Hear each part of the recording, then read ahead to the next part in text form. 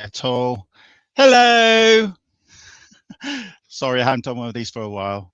Can you hear me okay? Can someone in the chat just say hello, hello, or something? That would be great.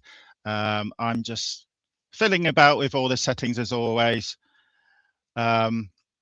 just to make sure that everything is working okay. Can someone just give me a comms check and just say that you are hearing me, or if you're not hearing me, then I can sort a couple of things. All right. Hello, all okay. Does that mean you can hear me, Andy? Hello, everyone. At the moment, it's just me. Sam is coming. Sorry, there's no Tez or Martin tonight. Sam is coming though. I've got a flake on my screen. Oh my God, is that my glasses? Oh, that's my glasses doing that. There's no Martin or Tez today. They both send their apologies. It's just me and Sam. And of course, we've got Stuart Middleton coming in about 5 minutes or so, who's our guest for today. Welcome everyone to the Speccy Experience 8th stream. Crikey, is that 8 streams already? Of course, we had some amazing guests, and we've got an amazing guest tonight as well. First, normally Martin would do the news about the Speccy Experience website, so I'm going to do what I can about the website news now. Is that we've hit 9,000 followers, which is amazing for the website. We've hit the 9K. Let's see if we can get 10K very soon. That would be amazing. Yeah, 9,000. So I'm just going to check a couple of things on my audio set. So just bear with me for a second.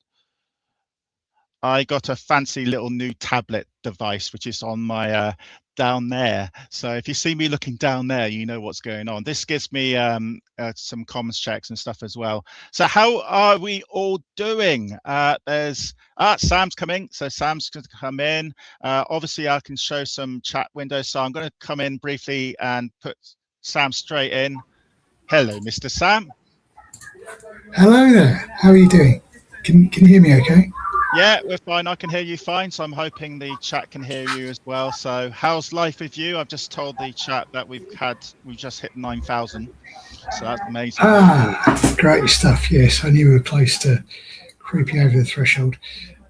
Yeah, I'm very well, thanks. Yeah, sorry, I'm a couple of minutes later than I meant to be. That's all right. That's all right. Pals over, just been having a curry in the back garden. Oh, right. Yeah, I had to rush my dinner.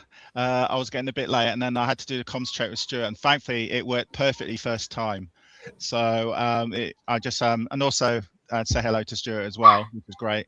You guys are all in for a treat tonight. We're going to talk a lot about what games Stuart was influenced in. He did 4 games mostly for the Spectrum, and then he did other things after that. But obviously, we're going to talk a lot about Commando.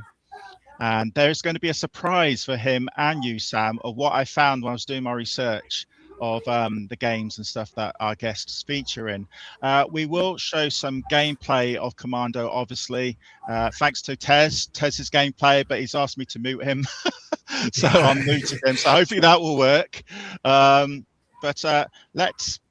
Let's say hello to some people in the chat already. We've got quite a few people already. So Andy, hello Andy. Great, thanks. Looking forward to Crash 9. Yeah, it's only 9 weeks away. Blimey. Yeah, I'm going to Crash. It's been my second time ever going to Crash. Where is it this year? Is it moved? It's in Coventry this year. They've moved to a bigger venue. And they've moved also to, it was a weekend last year in Kenilworth in Warwickshire. It's now in Coventry. It's where, this is probably one of the few times I'm going to say that dreaded C word, Commodore. This is where Zap 64 was, and I heard it was a big success. They've moved it from a weekend just to an evening and a day, a full day, which is a bit strange. So it's Friday evening for VIPs only, and then Saturday for everyone, and then VIPs again Saturday night, and then it's over. So it's a bit odd, I thought, why it's not a weekend, but I'm sure they've got reasons.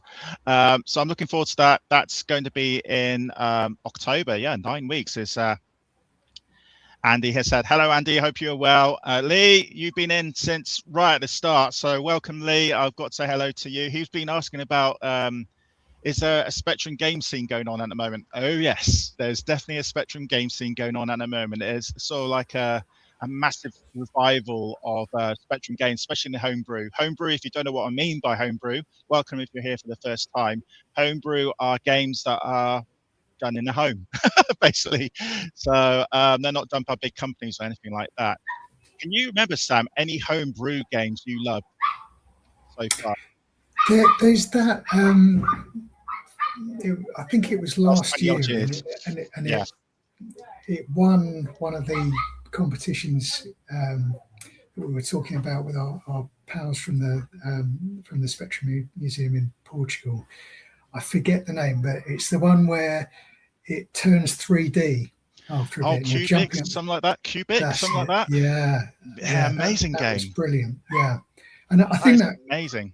I mean, that was professional enough that I don't know if you could actually classify it as homebrew, but I think it was not a.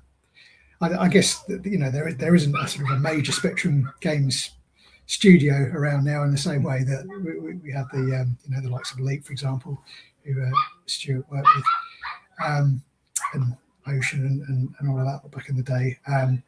But I mean, it definitely feels like a professional game that you would have paid money for. Amazing game, for sure. Yeah. And probably still would now, actually.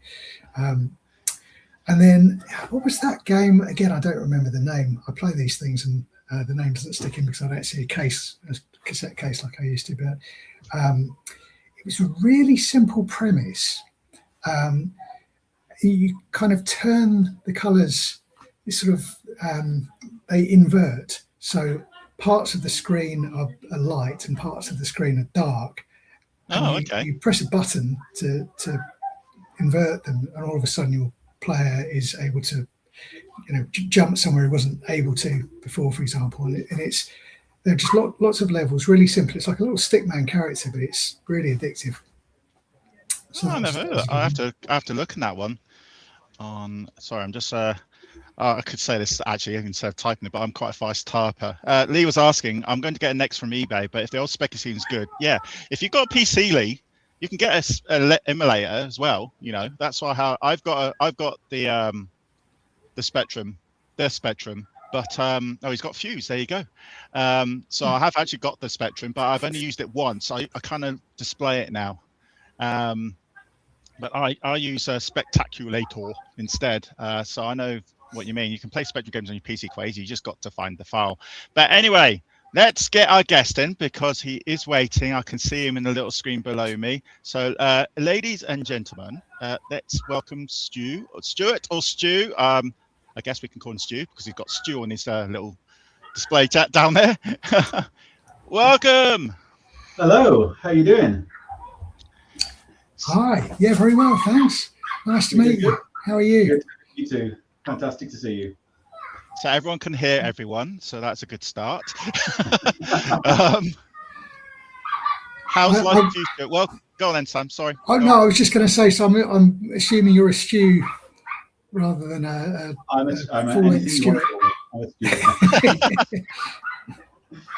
Great stuff. Sorry, Mark, go on. You started. Yeah, don't worry, everyone. That is not sound of agony behind Sam's. That's I'm guessing his dog barking. Oh, could you hear that? Yeah, we've got. It's not bad. Don't worry. We've got some friends around with their kids. My kids are young as well, 5 and 7. We've also got this little toy poodle. He's about that big. Right. And he's got this he's really cute. If you see him, he looks like a teddy bear, and everyone says, "Oh, how cute!" But then when he barks like that, it's got this really high-pitched bark that kind of hurts your ears. So I think you must have heard him through the open window there. But it's nothing bad. Nothing bad. I just, but in case anyone says anything, I just thought that's what I'm hearing. So don't worry, don't panic. Sam's not being invaded by Martians, even though we did have an eclipse on the 12th of August. Which, if you are a big sci-fi fan, which I am, you know that 12th of August is quite. Does anybody in chat know what I mean by 12th of August? If you're a sci-fi fan, ponk in the chat right now what I mean by 12th of August because it's a very famous date. If no one knows, I will say. I'll say in a minute. I was going to Google it, but I'm not going to. Come on, chat. Don't stop me. Come on, chat. Hello, Alan. Welcome. Come on, chat. I'll give you a few more seconds, and then I'll say it. I'll hum some tune. That might help. Chat, are you going to let me down, chat? You're going to let me down, aren't you? Right. 12th of August. Dun dun dun. War of the War of the Worlds. Worlds. Yeah, War of the Worlds. If you I'm not listen, sure what the if date. you read the book, I if just you read the book, recognised it. or even heard the Jeff Wayne War of the Worlds album, which is amazing, by the way, at midnight on the 12th of August, luminous glasses. There you go. Oh, I yes. must have Yeah. listened to that like 3 times, and I do not remember that. Yeah. Even though, if you think about it, it was about 7 o'clock in the evening on the 12th of August, so it was some like quite a few hours later. It's still the same day, so it still counts. Just so yeah, it's War of the Worlds is set on the 12th of August. So there you go. So yeah, there's no Martians, even though we did have a meteor storm, I think that night, the same night as well. Nice, good. H.G. Wells, Star Wars, yes. And we've got we're going international again. We got our friend from Uruguay coming back. Hello, Ricardo. Sorry, is it Ricardo? Ricardo? Let me know who you are. It's strange when all the names are all in one line. It's a bit you don't. I'm going to call you Ricardo or Richard, one or the other. Stuart, welcome to the Speccy Experience. How are you? How's life treating you at the moment? I'm good, thanks. Keeping busy for sure. Wondering why I'm still doing this at 57 years old. Wow. I'm assuming you're talking about programming rather than coming on live streams. Programming, yeah, not the live. Well, probably, I'm guessing, because like me, I mean, I'm an ex-programmer, not really games, more business programs over my career on and off. But I still come back to it because I find it just really interests me, and it kind of exactly. scratches an itch that nothing else does. So, but thank you for coming on, by the way. Yeah, I mean, I've not programmed professionally for like a decade now. I've been doing technical direction and management, but I have to still code in my spare time. We always used to say when we hire people, we want people where it's not what you do, it's who you are, and it really is who you are when you're an engineer. Yeah, I think it's just one of those things, isn't it? That kind of, yeah. I always found it addictive. I think I still do. And Absolutely. Time spent on it. Yeah. I never did any programming, so that's why I'm keeping quiet. I tried to do programming at Birmingham Uni, and I think I've got the record for most mistakes in one program. So I was, less said about that, the better. What did you study at uni, Mark? Oh, crikey, information technology. Oh, okay. This was back in 95. Right. So I left that and then joined the civil service literally a year later. So I'm still there. So we've got Lee saying, thanks, Stu, for a great Commando version of the arcade. So I will take all the credit, even though I was only one of 3 programmers. But you can see, sorry, Sam, say if you want to say something. No, I was just going to say, I'm sure you're going to bleed into this soon, Mark, but that felt like a good segue into. I'm very curious. I've read things that you've written, been interviewed in the past, Stu, about that. But I'm really keen to know kind of how that all panned out, how you got pulled into the whole Commando thing, and what Elite was like. And I apologise, Mark, if you're about to ask the same question. Happy to try and remember it or make it up where I can't remember. Wrong side. Sam's doing what I'm doing, so it's fine. I mean, sorry, go carry on, Stu. I was going to say, it was my first official job, so I can start right at the beginning. That might be the easiest. That's what we're going to do. Let's go back go in our TARDIS back. Well, we can still current, isn't it, Doctor Who? I'm sure it is. Let's go back 40 plus years. Yeah. Into the early 80s, the dawn of time. Woo! How did it all start? Well, I was a wee lad, and I got a ZX81 for Christmas. Well, I convinced my parents I needed a ZX81 for Christmas. I think I remember some kid at school talking about it, showing me a magazine, and we bought it. And it was under the tree, and I convinced my parents somehow that it needed programming before it would work. So I was allowed to use it before Christmas Day. So I used to just play with that. I'm sure I must have written something for it. I can't remember what, but I got into a sort of programming by reading a magazine article where, you your those, basic programs into your Spectrum or your ZX81. I typed this program in. I was on Spectrum by this time. I had upgraded to Spectrum a couple of years later, and there was a section that wasn't written, and I didn't read the article. I just typed in the program, and the idea was it sort of tried to teach you assembly language. So I thought, okay, so I followed the little mini tutorial, and I was just hooked after that. So I was writing assembly language on Spectrum. I got some assembler, which was on the tape of a front cover of a magazine on a tape. I can't remember which magazines used to do tapes on the front cover, but whatever it was some weird all-in-one assembler on the Spectrum. And I did that spare time, showed my computer studies teacher at school, and I was rapidly approaching 16, and I didn't want to do higher education. I decided I wanted to write games for a living, and the government wouldn't let me, and I had to go on a YTS. Remember YTS, Youth Training Scheme? Yeah. And I ended up fixing TVs at Granada TV Rental along there. Oh, wow. Yeah. Because I've done electronics at school as well. Yeah. And I was there, I think, 3 weeks when I walked past the job centre, and there was a card in the window, and it said Computer Programmer Games Elite. I was like, right, that's it. I went in, and the nice lady said, oh, you can write software. I said, I think so. She said, we've got 2 jobs. We've got this business thing and this game thing. She said, do you own a suit? I said, no. She said, write the games thing. Which I'm guessing you would have gone for anyway, given the choice. I would have gone for anyway, yeah. So I remember my mom drove me over to their offices, which was in Aldridge, above there was a set of shops on a corner in Aldridge, and the offices were directly above it, 2 stories above it.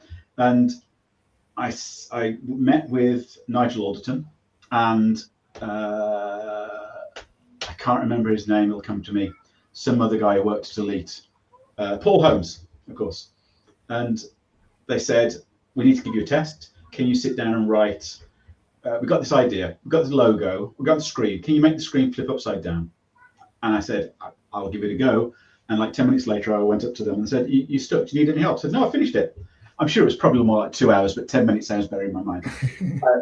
And they said, oh, great, okay, 9 o'clock Monday, come back. And I thought, I was coming back for another interview, and I'd started the job. I hadn't got a clue. And that was it.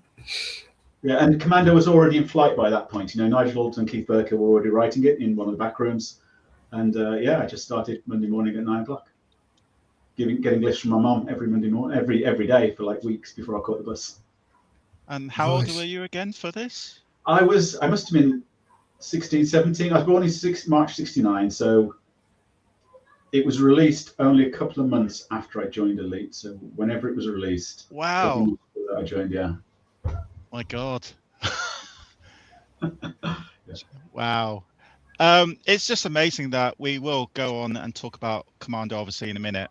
Are you amazed that you're involved in a game which is still well loved some 40 odd years later? Yeah, I didn't save anything from that time, because I thought, this is just part of my life. I don't need to store. My parents stored a bit, they got original copies of the games I wrote, but I didn't bother. I got so much stuff that would be so interesting to people now, because it was just a job. It was a job we loved and really, really liked it, but it didn't seem like it was important, because yes. You didn't get the media cover that you do now, so you don't know. It's like a worldwide thing. So we just wrote the game. It's that's great. And then I think my first retro magazine I saw probably 15, 20 years ago. I thought, this is a bit weird. People are playing old games, but now it really is. I wish I'd have saved so much from back then, but I just didn't. Right, I'm just going to start getting the screen ready. So as Sam can back me up, sometimes this works, sometimes it doesn't work straight away, especially on StreamYard, but we will try my best. So we're going to start. You've got quite a few screens to see, chat, and Stu knows 4 of them at least, and then the others he doesn't know anything about, which could go any way, right or wrong, but it should go fine. There we go. So share. So yeah, there's my screens that I've got. So that's the only time you're going to see them like that, because I'm going to show a big screen instead. So I'm hoping that will work. So just bear with me for a sec. Sorry about it. Sometimes the technical bit doesn't always work. Right, remove that because I need to get the other screen on. So Sam, if you can do your bit and just cover me for a second while I'm getting this screen ready. No worries. I'm trying to do a bit of hold music. Hold music. The girl from Ipanema or something. Tom and Tim and yeah, or no, maybe we can have a chat instead. But in the meantime, so what was the office like there at Leeds? I mean, I guess to you at the time it was your first experience of any office, I suppose. But yeah, to the rest it was very 70s 80s style office. It was just a bunch. It was a corridor down the centre, rooms off each side, and just a bunch of traditional office desks, I guess. Static chairs, not even wheelie chairs, although they did upgrade to wheelie chairs later. But it was okay. It works. I haven't changed a bit, have I? I'm looking exactly the same. Is this the Elite office or is this at home? No, this is my bedroom. I built a corner desk in the corner of my bedroom. Right. That is okay. So explain the picture. I think this was I possibly had just left Elite at this time. At Elite, we had everybody wrote code on essentially a mini mainframe, a mini computer, which was like a central computer with terminals, and they wrote code on that. But Nigel Alderton and Keith Burkill used Tatung Einstein CPM machines, and it was far, far better and far easier to do than using this system that like Elite, all the other engineers at Elite did. Sorry, I keep calling them engineers. All the other programmers. It's an American phrase. I've been Americanized. So that I bought myself a Tatung Einstein because I was using it as Elite to write my own Spectrum games on. So that's that thing there that looks like a proper 80s computer. And I guess the other screen is connected to the Spectrum, which is off the side. And from the, can you see it in that picture?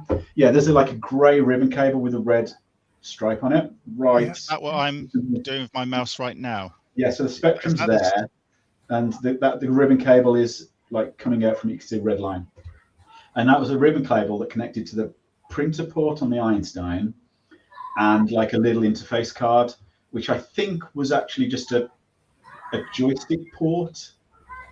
And what we've done is we've written software to, instead of reading joystick port, to read the bits that the Einstein was sending so we could download programs from the Einstein to the Spectrum. So we'd write the code on the Einstein, build it, and then we wrote a little downloader which we had to load from tape, and then we just downloaded the code to it. So it's like that first development system, first dev kit. So we're really proud of that because it was far, far easier than what everybody else was doing at the time. Wow. And so from the point where you've made a change to your code on the Einstein, yeah, I guess you kind of, nowadays you press an F button to kick off a build, and in a second or two you can see something immediately. But what was the kind of the wait time like for your workflow? It was actually quite quick. Seconds. Even though obviously they were really slow machines, I think the Einstein had maybe a Z80 processor or an 8286. It was running at 16 megahertz or something. It could compile all the code in like 15 seconds, 20 seconds. It's really quick, and the download wasn't too bad either. But it was like another 20, 30 seconds. So it was only about a minute, which is far faster than most dev kits I've ever used, to be honest, in modern day. Yeah. If you do like Xbox development or something, it can take forever. Right. Yeah. I guess because for me, having experienced the joys and sometimes pains of writing code, you make it, maybe it's a very small change, but you just want to be able to test it and see what's happened as quickly as possible. A minute's okay, actually. I've had longer as well in the past, but some of the horror stories I've heard about from folk writing early Spectrum games, and you've got to wait significantly longer. Sounded distracting. We used to when we moved on to console, a lot of the console devs were actually writing code, burning EPROMs, putting them in a cartridge, plugging the cartridge in, test the code, and that could be like 30-40 minute cycle. It was crazy. I suppose it does make you more accurate, because you have to be. You got to make sure you don't want to waste another 30-40 minutes. You make your change. Well, yeah, I mean, doesn't work. You got to go back to. There were like dev kits for consoles back then, but they were really expensive. I actually made my own dev kit for Sega machines when I moved into Sega, which you could do exactly this. I sort of used this as a model. You could just download it straight away. Yeah, it was a much faster process on the old machines that were slower. So we're just going to go quickly into chat. Tez, hello, Tez. Tez, who's normally one of our guys who's normally here, says, sorry, Stu, I'm going to move you up and block me in a minute. Hello from Devon. Sorry, I can't make it tonight. Tez is in Devon at the moment, so he can't make it, obviously. And I'm going to do this, get you up there, me down there. That's better. You don't want to see me all the time. And also, we've had quite a few interesting chats about YTS. Lee says, I learned COBOL on a YTS. There we go. He was talking to Andy a lot about programming, Andy in the chat. So Lee's got 4 binders full of programming mags, looks like it. So that's amazing. And Andy was gutted that he had to get rid of his. I actually did I did one game programming in the 80s, was on, sorry guys, I have to mention, my Spectrum was not my first computer. It was an Acorn Electron, which I still love. I programmed on my Acorn Electron, took me a whole day, and it was called Haunted House, and it was bloody awful. That's enough said about that. But I did play Chucky Egg. Kind of, yeah, I don't know what it was, can't remember. I played Chucky Egg though, and that's how I loved Chucky Egg, and then moved over to Chucky Egg and that. And of course, BBC Micro had Elite the game first before the Spectrum. So yes. So we got people saying hello. Hi Tez, sorry can't be here. We'd like to know your opinion about Trapdoor. Even when Tez is not here, we're going to talk about Trapdoor. If Stu doesn't know what we're on about, yeah, it's an ongoing joke. Trapdoor is Tez's most favorite game in the universe ever. There's 2 ongoing jokes that always hits it. Go on. So, yeah, it's a great game. It's a great game, yeah. Great TV show as well. There's 2 ongoing jokes that always happens when Tez and me are in these streams. Tez mentions Trapdoor when he can. I always mention another game, which I might do later when I can as well. It's just, you know, that I'm going to sound those who I'm on. I know what it's going to be. Electron was a good machine. My school friend had one. Yes, okay, that's good. Right, I'm going to see if this works. I'm trying to move now to the next screen. I'm looking at my 3rd monitor here. There we go. That did work. So, what is all this about? That is some great hair. This was I wrote a game called Universal Hero for Mastertronic, and I think just before, Crash magazine, I think Hannah Smith was the person who contacted us from Crash. And she said, Mastertronic have told me you're writing a game for them. Can we see a demo? I said, yes, of course. And she said, do you want to deliver the demo in person and have a photograph? So that's my friend Ray Trudeau. He worked with me. I can't remember. We either met at Elite or met somewhere shortly after Elite. I can't remember for the life of me now. And we went down together. We drove down in his Triumph Spitfire, went to Ludlow. Oh, wow. And they took us out for dinner, and and for some reason the photo op was me in a shopping trolley being pushed around by him with no socks on. Apparently, I don't know if that was the fashion at the time. Probably. Yeah, I think so. It looks trendy. Yeah, I think Ray's wearing his free T-shirt he got from the time we visited Mastertronic. So were you freelancing at that point? Yeah, freelancing at that point. When I left Elite, I went straight to, because I started actually writing a game while at Elite. I'm sure they won't mind me saying that now, being as they are no longer in existence. And a guy called John Harrison, really great artist, really great guy. He was helping out with some of the graphics, and he was working at Elite as well. He did the main character in my game Universal Hero. And after I left Elite, he published his game. Which we will talk about later. We will talk about all the Spectrum games Stu was involved in, because if people don't know, it wasn't just Commando. There was some other well-known games, like we've just been told one other here, Universal Hero. Hero seems to be in another game as well, the term. And then there is a fourth one, which I knew nothing about until when I did the research, and then I found out there was another link to that game, and it would have been a game I really would like as well. So let's look at some of the comments. Mastertronic got better as the years went on. I think they did, actually. Yes, that's true. There's some really good Mastertronic games in the 80s, especially the budget ones. I can see there's some. Universal Hero is really good. Yes, of course it is. It's very good. Isn't your friend there wearing? That's a famous character. I completely forgot who it is. Nightlaw t-shirts. Nightlaw. Yeah. Is it Nightlaw? No, it's not. Definitely a Mastertronic game though. Yeah. Isn't that Magic Knight? Hold on, see if I can zoom Which in. was Mastertronic, wasn't it? Yeah, I can't do any more than that.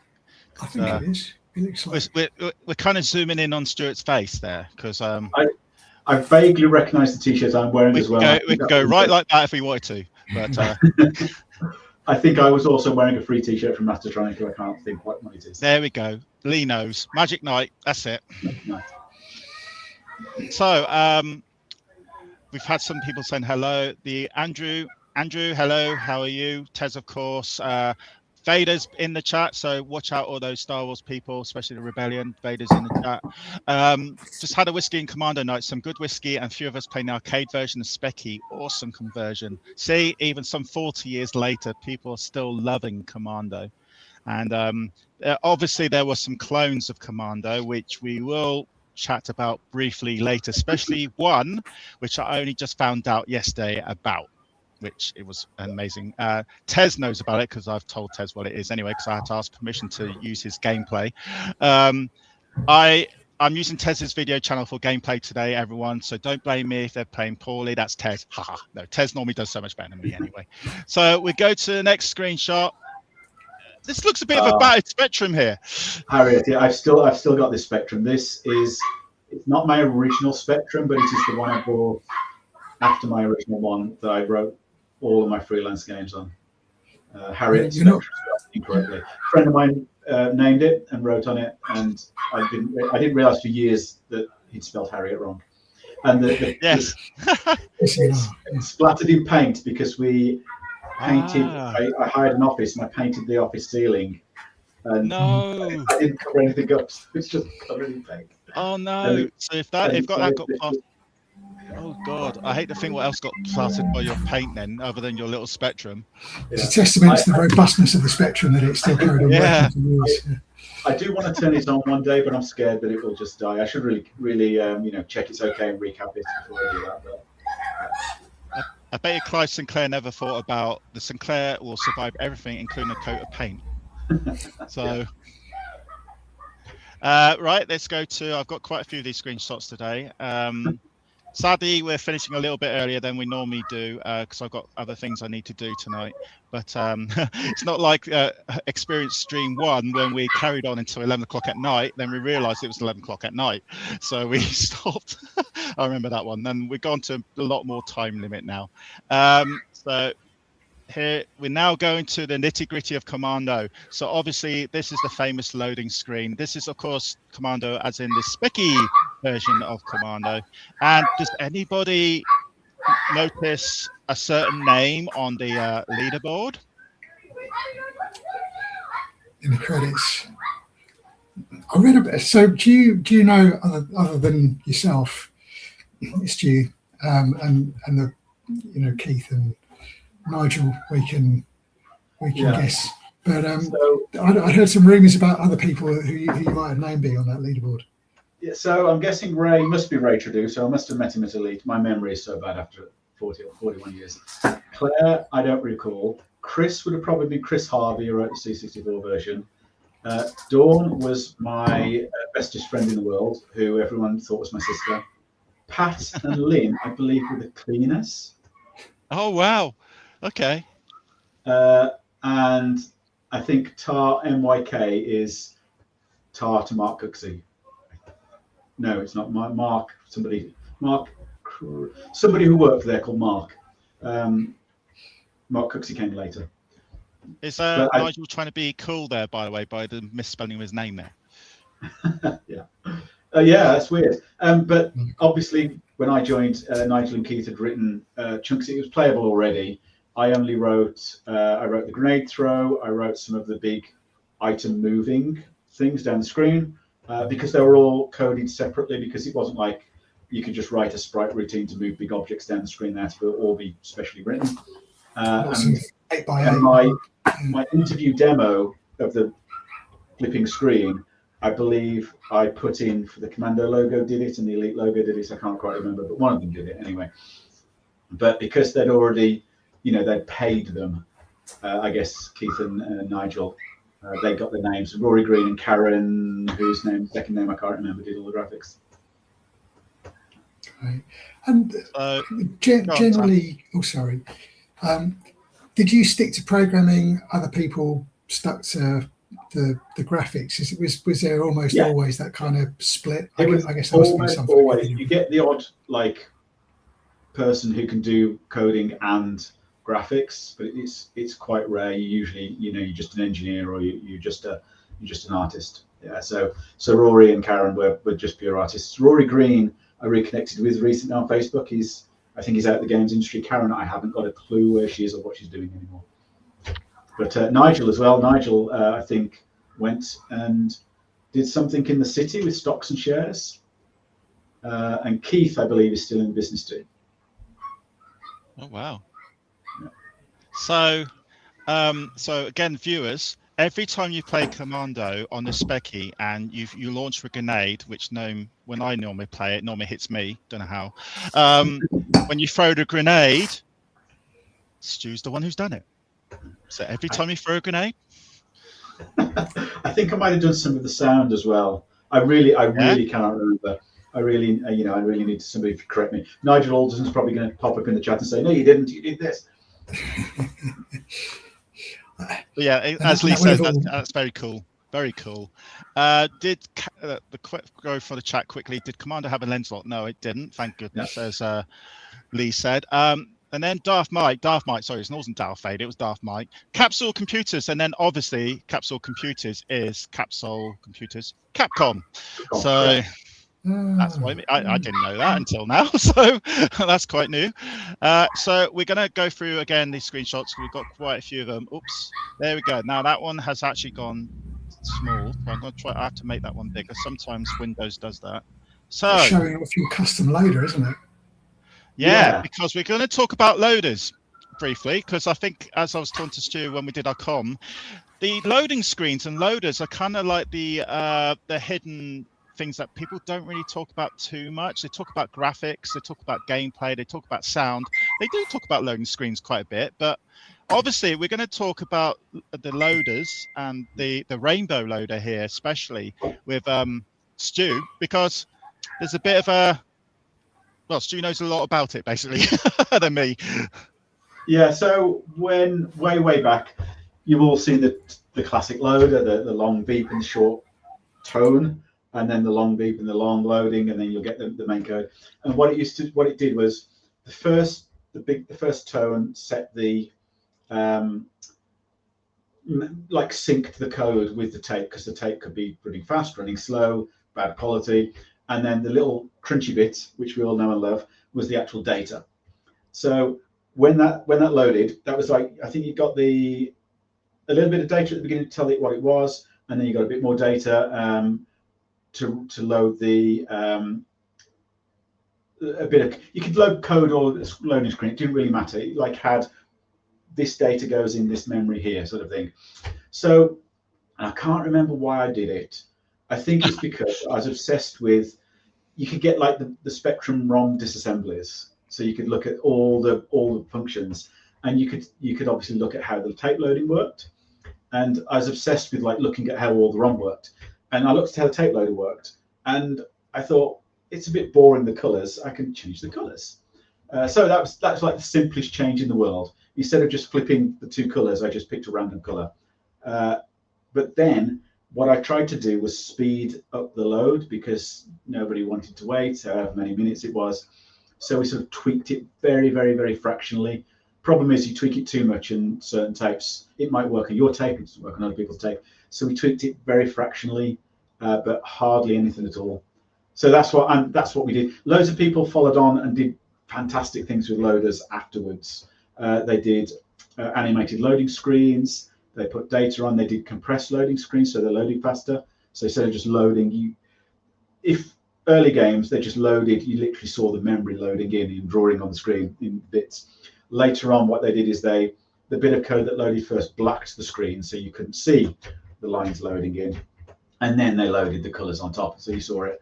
But some actually put like a compression, like for the zip compression on the loading screen. So they'd load the zip bit in and the code to decode it. So it would load in half the time, and then they'd decompress it, display it, and then load the rest of the game.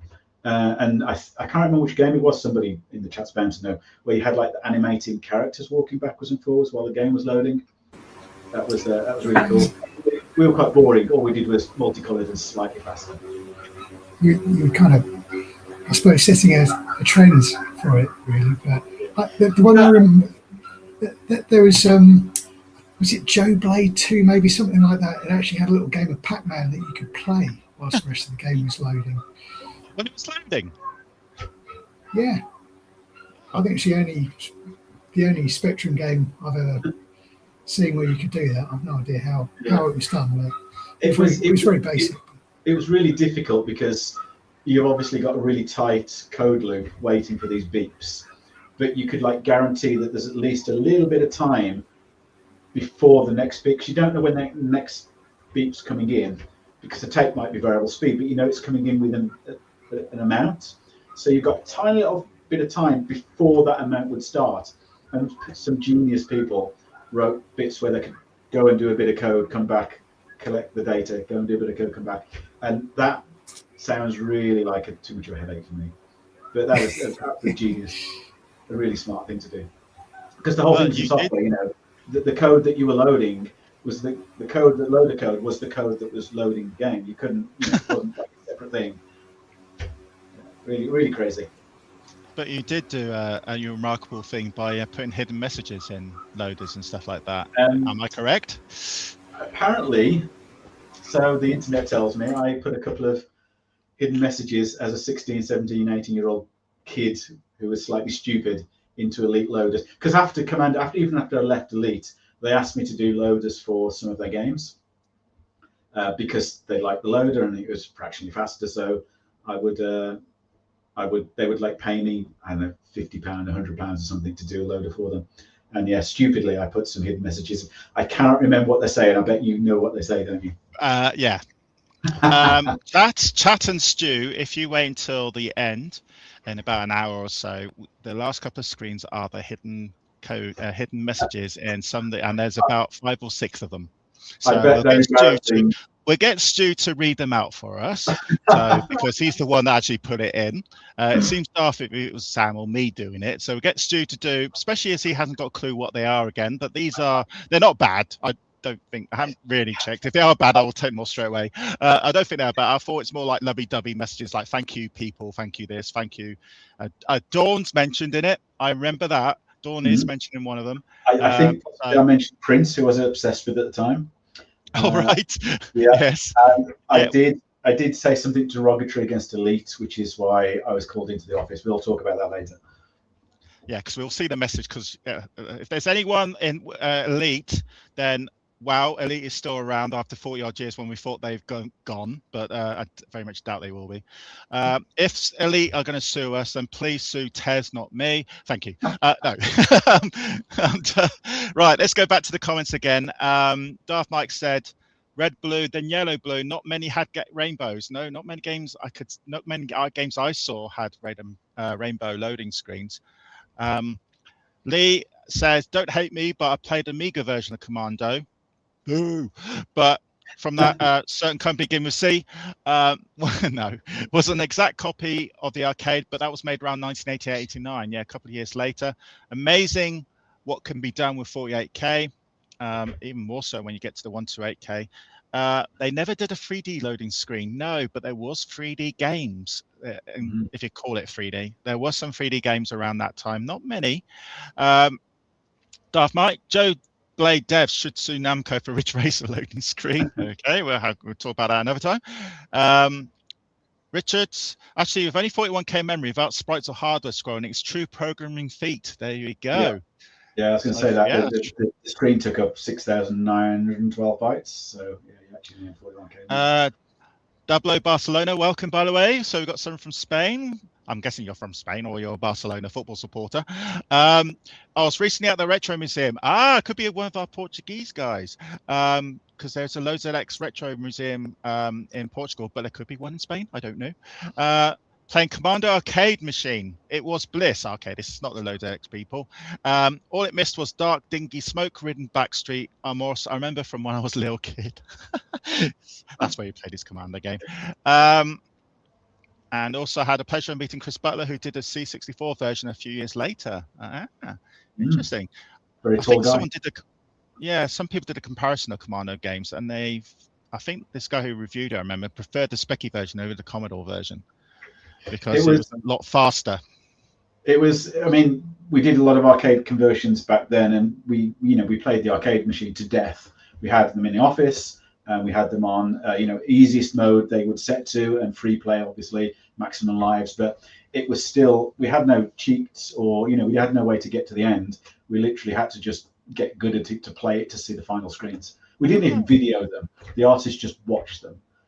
Oh my God! Can you imagine if you videoed them and showed them on YouTube nowadays? The retro people will literally have heart attacks saying, "Oh!" like that or something like that. Anyway, let's next screen then. If it works, because I've got to find that little arrow. There it is. It's so small. There we go.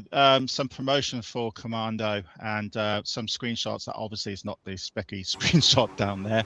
But we will show towards the end gameplay of Commando and something else, which that's something else, Stu, by the way, is coming up very, very, very soon. It's the next screenshot.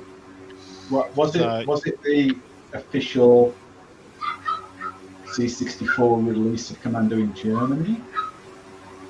No, of course, Commando in Germany. No, not really. No, of course, Commando in Germany, if people didn't know, was actually called something else. It was not called Commando. Was it Space or Space something? Or yeah, and it was robots, wasn't it? Robots. Yes. That's it, because it was obvious reasons. Yeah. I was just reading. I'm in the process of reading Sid Meier's memoir at the moment, and he was talking about some of the games that they've released. Microprose released Gunship and some other kind of war games like that. There was an agency in Germany, I understand, that was set up, after the Second World War, that was very carefully monitoring the artistic output to basically try to make sure that the country's youth couldn't be kind of corrupted and that kind of thing couldn't ever repeat. But they were in the 80s, I gather, quite strict about it. And I know Gunship, for example, was taken off the shelves at the time, and I guess, I'm sure we know more about this, but maybe the Commando alien thing was kind of must have been a similar kind of thing to get past that agency's sort of censorship. Yeah, I think they're still very strict nowadays as well. So if a version of this game would have been made now, like Call of Duty and stuff like that, then they still have to follow certain rules and regulations, which makes sense.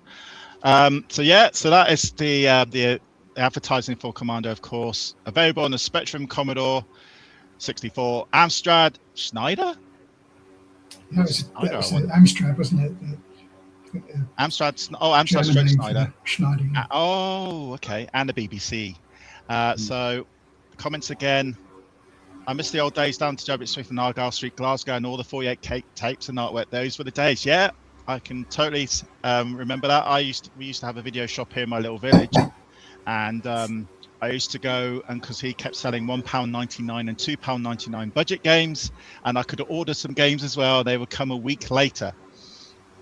Those were the days. And then I had to order my videotape because I was a big Star Wars fan. I wanted to go and have my own videotape of Return of the Jedi, which came out in 1983, but it didn't come out on video until 1985. So, younger generation, you're so lucky nowadays. You can get it something in about 3-4 weeks, not even that. We have to wait years to get these films onto home release and on video cassette, which wasn't the most reliable. But anyway, that is Commando. My next screen, right? Stu, did you know anything about this? Was released in 1992. We have got some gameplay a bit later. Yeah. He looks familiar, doesn't he? That looks. Who he looks like? Clearly Arnie, isn't it? Maybe from Commando. Yes, everyone. I didn't know anything about this, but there is a game called Commando 2 with a K. And it's, I think it's a Slovenian game done in 1992 or thereabouts. It's on Spectrum Computing if you really want to find out the details. But I was kind of shocked there was a Commando 2, even though they got around it by calling it something else and spelling it slightly different as well. But I'll show you what the screenshot looks like. We have got gameplay later. I sadly can't put the gameplay on straight away because it means I have to get rid of all these screens. Does it look a bit familiar? The sprites look a tad familiar, don't they? Trees are a bit different, I think. Yeah, trees are better. Obviously, it's a little bit different on the right-hand side, but if you can look at the gameplay, you would imagine that does look a bit like the first one a bit. And when you see some gameplay, you will notice they're quite similar. Tez reviewed Commando a few years ago. He reviewed 2 versions of Commando, actually. He did a mod review. He reviewed a mod version of Commando as well. We'll show the original one. And also he did Commando 2. So it's going to be interesting to show Stu especially what Commando 2 was all about. Yeah, because I didn't know much about this. Stan, did you know there was Commando 2? I did, but only from watching Tez's video on it a little while ago. I'd never played it before. Yeah, I think I downloaded a copy of it at that point. I was quite stunned by that. Right, so we're going to... There's another screenshot, by the way. So it's got some trucks, it's got some towers. What you imagine a game done 6-7 years later would be a little bit graphically better. I'm guessing this could be a 128K. Real sequel to Commando. Yeah, that's it. So people are saying what they thought what Commando 2 could have been. IQ Warriors was Commando 2. IQ Warriors is a great game. Also Mercs or Bionic Commando. Mercs maybe. Yeah, Bionic Commando is a bit more side-on and grabbing. Yeah. Things, but yeah, Mercs was very similar kind of style. And Mercs came after. A bit later, yeah. Remember that on the Mega Drive. Yeah. So let's go over to the next game now. Let's go and talk about how to be a hero. So, Stu, over to you. This was so I've done Universal Hero for Mastertronic. I started writing it while I was at Elite, and it was a success. I think I got paid about. I think I got paid £3,000 to write it. So that was like the amount they gave me to write it. And in the end, when all the royalties were paid, I think it totaled about £12,000. So not a huge amount of money by today's standards, but back when you're a 17-year-old kid, it was a lot of money those to me. days, yeah. And I spent it all very quickly. I had no respect for money. Was that typical? I mean, not necessarily the amounts, but just getting paid royalties as well as just an amount to. It was, yeah. I mean, even at Elite, we got paid percentage of royalties. So I remember my wages at Elite were £55 a week, which I believe was minimum wage at the time. And within 2-3 months of being there, we released Commando, and they handed me in my pay packet, because it was all cash in pay packets back then. And I think it was several £100 in one go. It was like £600 or something. And I went next door to Tandy's and bought a new hi-fi system straight away. It was not a good thing to give a 17-year-old kid who'd never had a job like £600 quid. It was not, but yeah, they shared the royalties. They did there. They share the royalties. Obviously, for freelance, often you'll get royalty share as well. So if you're like an employee for a big company, I don't know any that do royalties anymore, but of course, there's a lot more perks associated with it now. But I imagine small indie studios might still share royalties. It's definitely a good incentive. But anyway, after releasing Earth Here, they very much wanted me to write another game, and they said, "Have you got any ideas?" And at the time, I was obsessed with Gauntlet in the arcade. My local arcade had one. Used to play it all the time, and I thought I could do a Gauntlet on the Spectrum, but of course I couldn't, because there was no way you could get even 2 players and a split screen. So, but a friend of mine called Lee Stevenson, who was literally my next door neighbour, lived 2 doors away. We sat down together and figured out this game, along with another friend of mine, a guy called Rob Burden, and we had an idea for a Gauntlet-y style thing, but more of an adventure, finding your way around.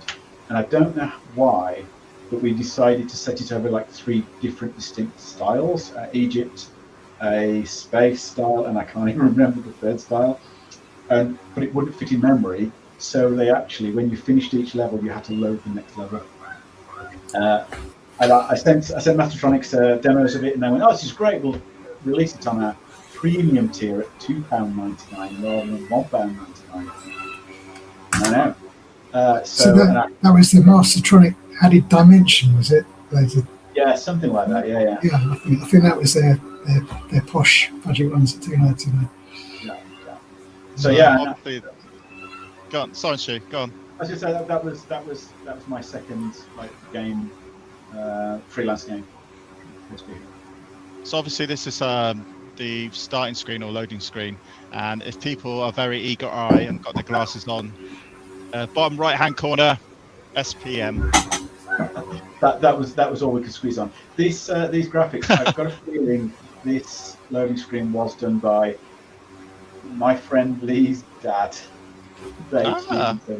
So when you're doing freelance work, you can either pay an artist or you can get the guy next door to draw some graphics for you. That's what I did. Oh, Holocaust. Levels. Okay, right, yeah. Holocaust. A level called Holocaust. Holocaust. I do not remember that at all. I can't even envisage the graphics for it. I really definitely wasn't published in Germany, was it? Have to bit of changing programming if it was. We have got screenshots. So yeah. I remember the scrolling message and the pineapple hat. If I remember right, I think it was Rob Burden, friend, was obsessed with pineapples, and we all had pineapple chunks and got pineapples. So pineapple health bar, why not? I was going to ask why there was pineapples in your game. It was definitely obsession with pineapples at the office. So you lose a pineapple, you lose a life. Is that the? Yeah. Because Universal Hero was literally written in my bedroom, but by the time I went to How to Be Hero, I was renting a small office above a estate agent's, which had a solicitors above it, and we were in the loft, and it was renting an office to do work. We just treated it as a boys' club. It was just a bunch of kids messing around, who occasionally did some work on games. And I had a couple of other freelance people come in, and we called my company Excel Software. I don't think it was registered or anything, it was just the name we gave ourselves. And we just used to all turn up and do bits on the game and finally release it after far too long of messing about. Well, we have got the reviews for both the games from Crash Magazine, which we'll show in a minute. But when I looked at, I haven't got any videos of these ones. Wynn's here. Evening, everyone. Hi, Wynn. Wynn, how you doing? When I looked at this game and the screenshots, straight away I noticed that it looked familiar. And I thought, why does this look so familiar? Then I realized it looked like Gauntlet. Now, when you said Gauntlet, yeah. But when I looked at it first, and Lee just actually mentioned it, I thought it did look like Into the Eagle's Nest as well. Because it does. And Into the Eagle's Nest is another great game, similar to this one. But I think that was released later, maybe? I don't know what the years. But if you see into the Eagles Nest, you can see why people might think it looks very similar. But this obviously looks uniquely different in a lot of ways. So obviously that's gonna. I think the next screenshot is the review. Aha! This is the review. I tried to scram. You have to look. Sorry, I couldn't. I was trying to get the review all in one page, but it was. Oops. Hold on a second. My screen's just went gaga over me. Just bear me a second. I don't know why it's gone blue. Sorry. There we go. Right. Sadly, my screen went full, so we've got a bit of a technical issue going on here. Suddenly, my screens are going blue for some. Oh, there we go. It's gone back to normal. Right. So we'll. That's what I'm trying to do. I can't move the screen up or down, but. So sorry you can't hear it, but it got. Let me see. It got 70%. 70. Which is still not bad. That's not bad. That's pretty. I mean, for Crash, they were quite lean, weren't they, with their marks? So. Yeah, they were. Oh, here we go. This one. No, it's still going to focus on screen, sadly. It's still got more than my. Here we go, Sam. My How's That game, which got 12%, I think. So, Stu's thinking, why did Doughnut suddenly say How's That? The reason being is, again, when Tez mentions Trapdoor a lot in the streams, I always try and get How's That into it. How's That is a cricket game. It doesn't look good at all. It got a very bad reviews. No, it got 30% actually, thinking about it. But it's very fun. It's a very addictive game. So yeah, this How to Be a Hero got 70%. Sorry if I can't really go in much, but this is just a picture viewer. So we can look at what Gareth and Mike wrote though about the game. How to Be a Hero looks good. The graphics are big, bold and colourful, and through the aliens flicker, they're quite bearable. It's essentially playable, and therefore, as it isn't too difficult, you can select your starting level. Oh, okay, you can select your starting level. That's unique. It's pretty addictive. The instructions are too hard to read. Oh, there we go. That's not Mike's fault. Stu's fault. But it doesn't ruin what is a brilliantly simple game that doesn't take any skill to understand or even to enjoy. Sort of a backhanded compliment there. Yeah, good for the price. And Gareth put, don't worry, Stu, I've looked at these reviews already. If it was a really, really bad review, we're not showing it. So luckily for both magazines, there have been good reviews. If you call 70% good, I think that's decent. Better than some games which I've seen with 8, 9%. Gareth, I think I like this. He thinks he likes this. Nice big graphics with plenty of colour, and most characters are well defined. The Nazis tend to flicker though, which is somewhat off-putting. Well, you can't win them all. A neat trick is to let you select the starting level. See, this is unique. They love how to set your own starting level. I wish they did that for Commando and put it right at the end. The game's rather slow, making play a bit boring, but its addiction is great. I fail to understand how the pineapples reflect your health status. The deteriorating pineapples. It's unique. How many other games? Come on. How many other games have you seen pineapples as health markers? Yeah. Can you name any others? No. No, that is unique, surely. I can't. It's unique. Exactly. So you should be getting an extra 5% there because it's unique. Our hero's a secret pineapple eater. Probably is. As I shoot it up, it moves game. It's quite good and worth the money. There we go. Some nice reviews there. Did you pay much attention to the Crash reviews when you saw them at the magazine reviews? Yeah, I remember reading them at the time, and I actually remember being disappointed that this got less than Universal Hero got. Because Universal Hero was pretty widely loved, and this only got whatever it was, 70%. I do remember it was quite low, and I was quite not happy about it. But it's we got the review coming up. Yeah, you don't. Yeah, it's one of those things. I don't particularly read reviews now, unless they're particularly good or bad. We're just going to say some hello. Seb's in. Say everyone to Seb's place. If you haven't subscribed to Seb's YouTube channel, please do. He's a great reviewer of not just Spectrum games, all types of retro games on various formats, but he does some amazing Spectrum games, and he did actually mention How's That once. So He's very, very good at reference. He just makes very, very polished very good. If videos. you haven't seen his web channel, then I keep saying web channel, his YouTube channel, then please do, because it is very good, and it's not just for Spectrum owners as well.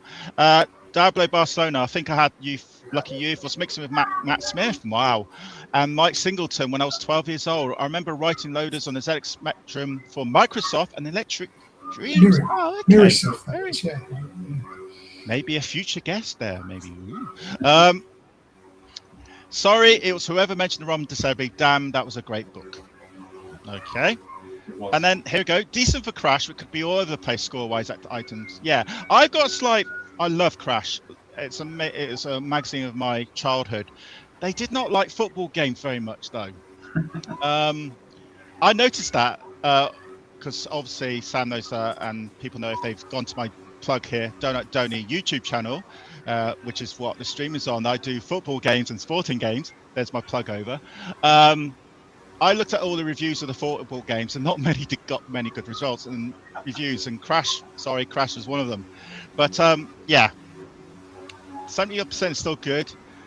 Haha, cheers just the once. Yeah, that was all about How's That. Right, we'll go to the next one, and we'll talk about Universal Hero, of course. Here we go then. So, Stu, give us the talk about Universal Hero. So, I have somewhere, I couldn't find the pictures for you, but the maps for Universal Hero were designed on a big piece of paper by hand with pen, and I found my parents moved house a few years back, just my dad died and moved into a home, and a load of things came out of that house that I didn't know still existed, and one of them was a big fold-out map of all of the Universal Hero levels. And I remember, I got a vivid memory of myself, Lee Stevenson, Robert Burden, and a guy called Chris Harvey, who's also in the industry, written a few games, all around Chris's grandmother's house where he lived, drawing this map, trying to figure out all the interactions. I do remember about we were obsessed with Douglas Adams at the time, and we were obsessed with various other things. That's why they had some Douglas Adams characters in it. And yeah, I mean, it sort of like came together on paper first before I started putting it together on code. And we were all working at, well, some of us working to Elite at the time, and it was just like a passion project, because now I'd actually had a published game. I wanted to write one myself. So I don't think anybody else did any code with me. It was very hard to share code back in those days. So were you secretly doing this while you were at Elite on Commando and other things? Oh, this is the secret one. This is the secret one. I mean, day job at Elite, I worked at Elite, but Elite was very much just like a playground for young kids, and the boss would keep coming up and shouting at us as though we were like making too much noise. And we would stay late into the night, and then we'd go down the pub and get drunk, and we'd come back and carry on working. And the evening slowly turned from me doing actual work at Elite to doing work on this. Okay, daft question. Well, not so daft. Did you program when you were drunk? Yes, I did. And I wake up the next morning thinking, what the hell have you done? It's weird that you, when you code when you're drunk, I do not do it now. I haven't done it for many years. When you code when you're drunk, you think you're doing a great job, and you look at the code the next day and think, why did I do that? That's terrible. Right, kids, don't drink and code, okay? Yeah. You got that from the master here. So, no, I was just thinking if you, so picture, let's go back to your Elite days then, because you're just mentioning it. Were you all in the same room? There was seeing what each other were doing. Yeah, there was like multiple rooms. If I remember right, it was a longish, thin building with a corridor down the center, and the middle layer was publishing and management, because they published their own games. The top layer was all coders and artists, and we had like the kitchen and the arcade game room first on the left. Then you had the storeroom and also where that big computer I told you about was, that some of the engineers some of the coders used. And then at the back you've got that was the Commando room where Nigel and Keith were, and Chris was there. And then on the right, then obviously they left because they were freelance. And on the right, you had the art room, which was also where Scooby-Doo was being developed, because that was in development for so many years. That's a good game. And then the room up was where I was, and then the room at the front was, I think it was mainly empty. But yeah, there was lots of people came and went, but it was like 6 different rooms, only 4 of them had actual people in, and we just walked between them, chatting.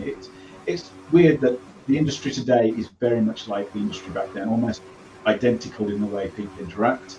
But now you've got big layers of management, a lot of people focusing, you've got people coordinating, whereas back then we sort of made it of ourselves, coordinated ourselves. So of course the big question is that when you're all programming a game, when did you all decide to go to the pub? Who made the first suggestion? That was Nigel Alderton. Always made the first suggestion to go to the pub. He loved the pub, and it was usually about sort of 7 o'clock. It's like, let's go to the pub. If John Harrison was there, it was, let's go down to the pub at lunchtime. And we'd spend like an hour or 2 down there, and we'd come back and carry on. Where was it? In the office? I'm sure it was Aldridge in the West Midlands. Right. Okay. I can send you a Google Map photo of it, because I found it out the other. I drove past it recently, because I don't live that far from there now. So I live southwest of Birmingham in Bromsgrove. So when I was out and about, yeah. So it was. I visited it, and there was like it was still there. The office was still there, the shops. They'd redone the road outside, but it was exactly the same. What was your guys' choice? I know this is going a little bit away from Spectrum, but it's still connected to Elite, everyone. What was your choice of food, though? Food? You'll go for a curry or something. The Chinese chippy next door. Literally next door. Chicken curry and chips I usually had, and I moved on to chicken curry and rice, which is still my favourite. That's the life, everyone. In the 80s, programming games, going off to the pub and having chicken and chips and curry, whatever, on the same day. And then programming when you're drunk, when you get back, and then going to bed, and then waking up the next morning, and same morning maybe, a couple hours later thinking, what the beat did I just type there last night?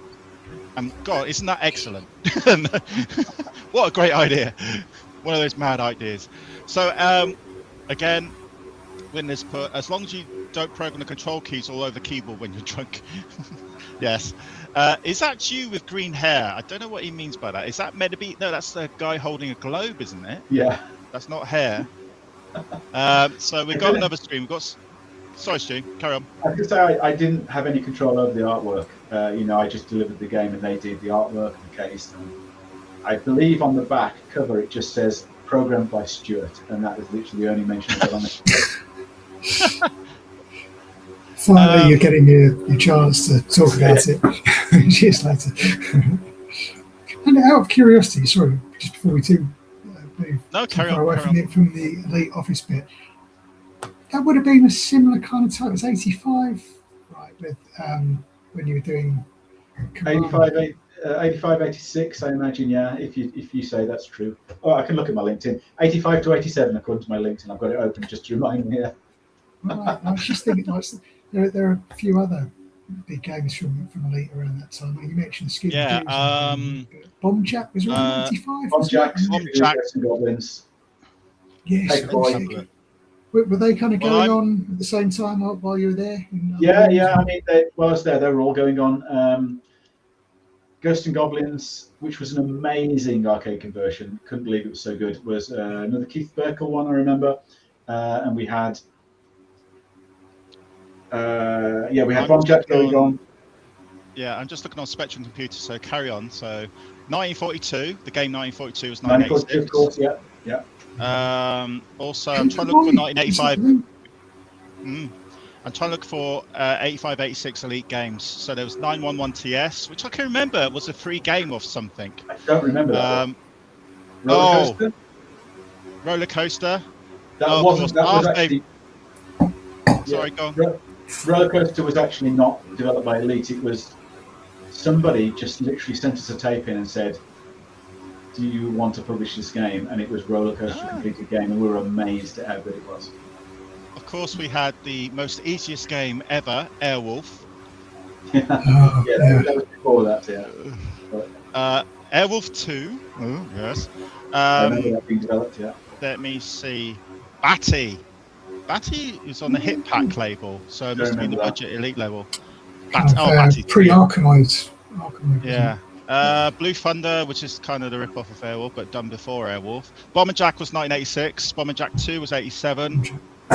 Buggy Boy. Checkered Flag. What was Checkered Flag originally? Oh, it was called Sinclair Research, then, and there must have been Elite afterwards. I thought it was earlier. I thought it was about 84. Yeah. 83. When was Scooby-Doo finally released? Scooby-Doo. Let's have a look. Sorry, I'm looking at a completely different screen, so you guys can make funny faces if you want. There's some story, wasn't there, about Scooby-Doo? Like it was supposed to be a different type of game, and then it just became too complicated. Different game in development, and it was. I remember it being amazing, but it was like it was a bit more like a cutscene game, massive sprites, lots of animation. But the only problem was each small chunk of playable thing was an entire load. So you'd have to, play it for 90 seconds. Oh, that was fantastic. Load the game again. So it was 86. It was just rewritten completely differently by somebody else. Yeah, Scooby-Doo was 86. Yeah, that Dunlop, I thought so. Thanks, Seb. That Dunlop TS game was given away with Dunlop tyres. That's how I remember it, because my late father was in the tyre business, especially in the 80s. So I must have got the game off my dad, which is very unusual. So we'll go. Yeah, Scooby-Doo was just said the year, and I've completely forgotten now. 86, by the way. 86. So same time. Yeah. So let's look at some screenshots. Oh yes. Here's some screenshots. I must go back and play this. We had, I think, a message at the end to write to us if you completed it, and you'd win a prize. I do not remember the prize, but I do remember somebody writing into us first. Wow. Was there a code or something at the end that you could only know if you'd completed it? It was just I think it was just our postal address. I really don't remember. I should have done a bit of prep for this, shouldn't I? No, don't worry. It's all good. We've got another screenshot. Yeah, that was Bert, the spaceman. Bert. All graphics were done by my friend Lee Stevenson, his dad Dave, except for the spaceman that was done by John Harrison. Lee Stevenson, the name rings a bell. It might be a different Lee Stevenson, but I'm sure there's Lee Chop Stevenson who has done some homebrew games more recently. No, he's Lee Stevenson did some graphics for this game, and then he went into a completely different industry. He ran pubs for a while, and then he moved to Sweden. So. Okay, yeah, must just be namesake. Fetch me the orb. Oh, and that was that the Babel fish on the floor there? Looks like it. Yeah. Now that's a Hitchhiker's. Yeah. Sorry, I didn't find anything 42 on it. I'm a big Hitchhiker's fan myself, so I only just got that when you said it now. We've still got about another 10 or so screenshots to show, so I think we're going to get all 29 in. So and then the 2 videos. So let's quickly go into the comments again, so I don't lose track. Win said, "Love that Batty game." Yeah, I think Batty wasn't it Batty given free, Sam, on 19? Yeah, was it Sinclair Music? Yeah, one of them, I think. One of the best free games ever, I think. Batty, because it was a great game. Bombjack's amazing. It is amazing. Airwolf still have PTSD with that game. Yeah. God. Can't believe they do that brick wall, whatever, in the first level. Yeah. Did anyone get on with Spectrum Safari? Spectrum Safari? Never heard of that. Win said, I found Airwolf frustrating to play. You have to be really good at flying that helicopter. I was not good at flying that helicopter. It was one of the quickest. I'm so glad I never bought it, because I probably would play it for 30 seconds and throw it out the window. I think Tez has got this dustbin, crap games in the dustbin. I think he's done that for Airwolf quite a few times. I think he actually completed the first level and he was so happy. God bless him. Airwolf 2, much more playable. Yeah, Airwolf 2 is much more playable, and a lot of people actually prefer Airwolf 2. And then some nice comments about Seb's place. So we're going to go and look at, I think the next screen, if I'm right, it's another screen. So we've got a couple more of these. Oh, I've got 41. I was close. So how it was well received, did you say earlier? So yeah. When did you find out? When did you find out, other than the reviews, that people were really enjoying it? I think it was when, well, we saw. I think it got good reviews because I think it's a good game still, but I think because we went down and we were good friends with Hannah Smith and Crash and all of that group, that maybe they scored it deliberately higher because we were friendly with them, or maybe maybe they just liked it. And Crash was at the time sort of leading the game review business. Crash was the magazine to read, although there was a lot of other magazines. I don't remember any of the other scores, but I think the thing that made it for me was when random people who found out what I did, and I said, "Oh, I write computer games. I write Universal Hero. Oh, I love the Universal Hero." And it still happens today. You have to find some very old people for it to happen with. It still happens today. I think we're in that category. Yeah. Yes. Oh, by the way, let's quickly, for about 5 seconds, because we're British here.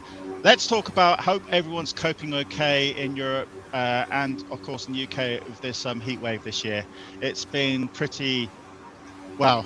So I can hear Sam's got it right there. I can hear Sam's fan in the background. He's got the right thing. I have got a fan. I've got fans, but they're all off at the moment because they're right close to me, and you'll hear a lot of noise.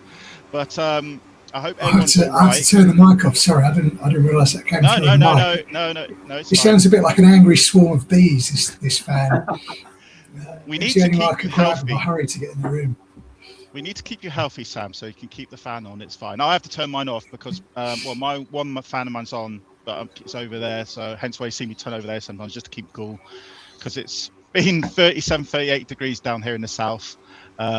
Which today has only been 26, 27, which actually feels so much cooler. But if you think about it, it's daft. It's 26, 27 degrees. That's still lovely, but cool, blimey. So I hope everyone is coping okay with the heat at the moment, and make sure to keep drinking. This is a health and safety announcement from Doughnut Doney to everyone. If you got a drink, take a drink. But yeah. So let's go into back to the stream. That's why you're all here. Thanks for everyone, by the way, here. We've got about another 25 minutes to go. Thanks for all the comments. I'm trying to show the comments as much as I can, keeping up with it. So my worst sun for 52 years is the heat. Yeah, it's definitely the worst for me. That too much sun. But we're for us Brits, in about 3 months' time, we're going to say too much rain, and we want the sun back. So it's just going to happen. It's just natural. Nope, Glaswegian melting with the heat. Okay, even funny to talk about that. A Commonwealth Games, because I'm a sporting fan as well. I saw the Commonwealth Games. They're on non-British TV, but I saw highlights, and they had torrential rain, didn't they, one night? And they were running in torrential rain. Well, down here it's about 33 degrees. So I was thinking, oh my God, rain. So yeah. It's amazing that in different parts of the country, the weather can be so different. But anyway, that is the weather broadcast done for the last 2 minutes. We'll go back to the stream now, because I'm melting here. Good man. I guess a lot of viewers could relate that whole school scene of copying tapes. Okay. Couldn't agree more of you there, Richard. What was Richard on about? Richard, type in what you were saying again. Oh, Wynn's enjoying a nice cup of coffee right now. Okay.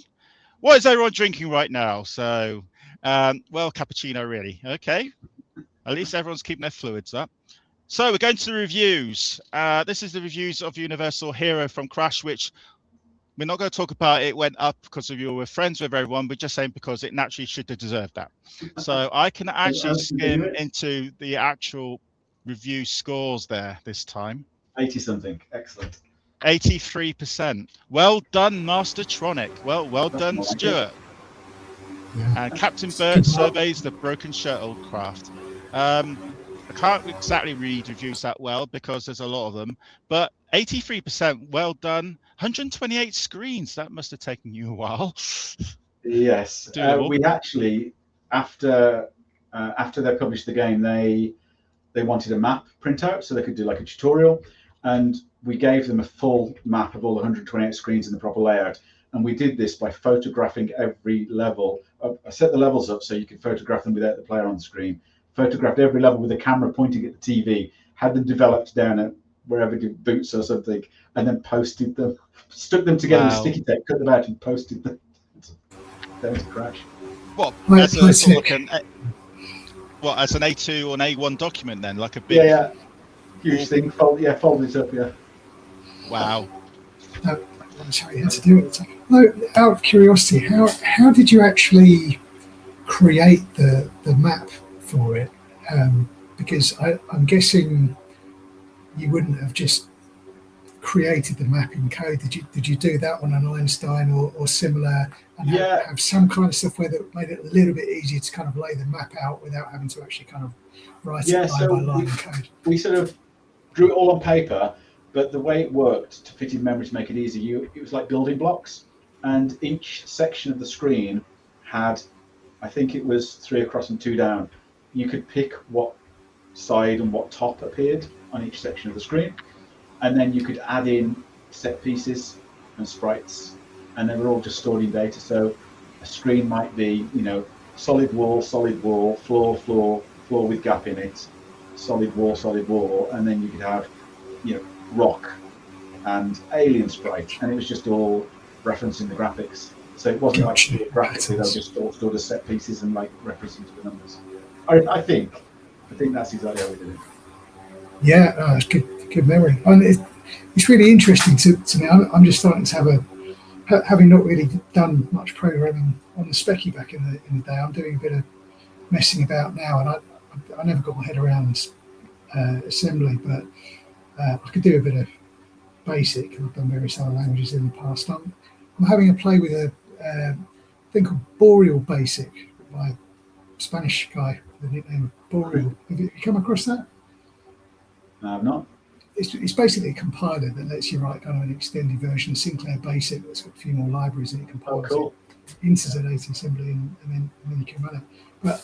And I'm using some more modern tools. I'm using Visual Studio Code on a PC to write it and running it in an emulator after I've compiled it. So probably a slightly easier kind of workflow than you had back in the day that you were describing with the Einstein and the ribbon.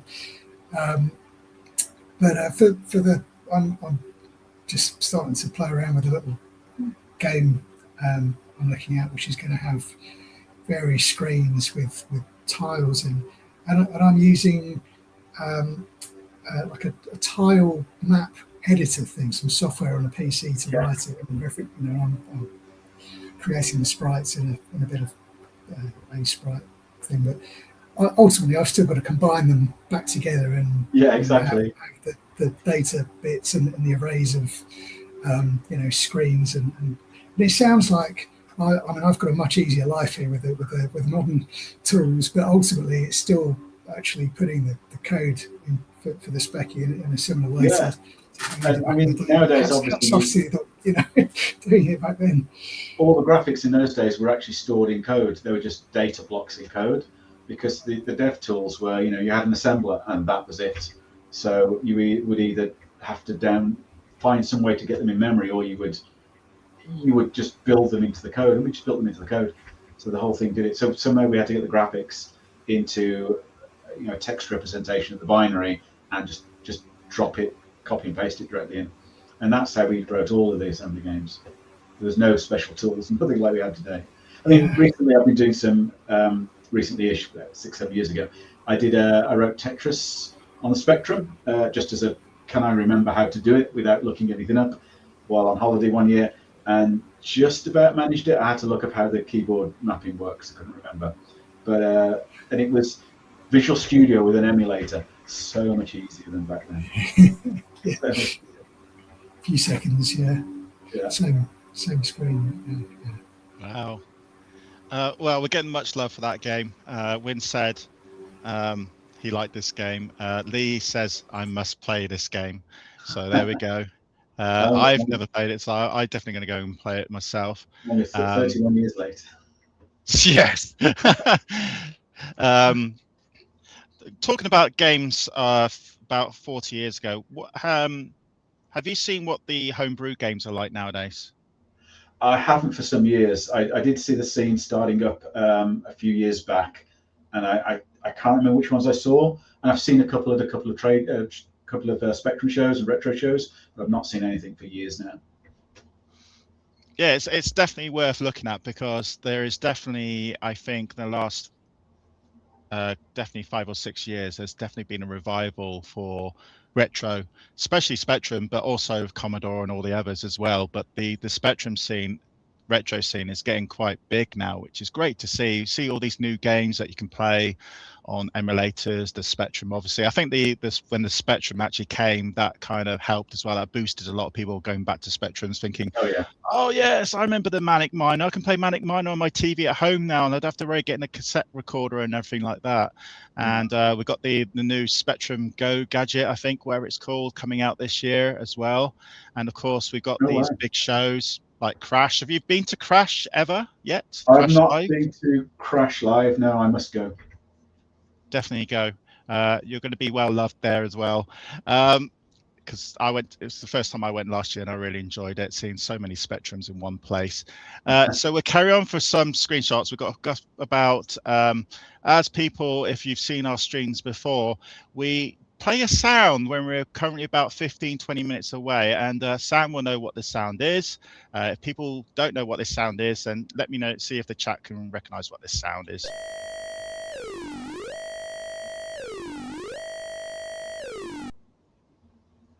That is the 15-20 minute warning. Does anybody in chat know what that gong, that warning is? From Win, you can't put anything because you've heard it about so many times. Anyone else in the chat other than Win know where that game's come from? If not, we're going to pass it over to Stu.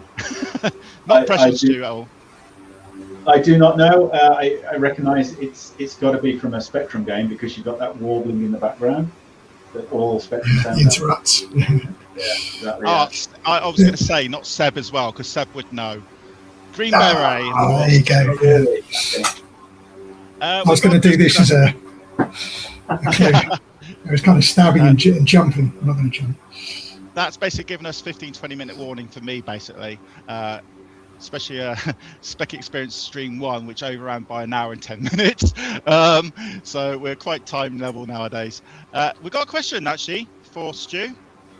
Question for Stu. Hello, Mr. RJ9. Do you feel you were fairly compensated for the time you were put into games, and was that the reason to go freelance?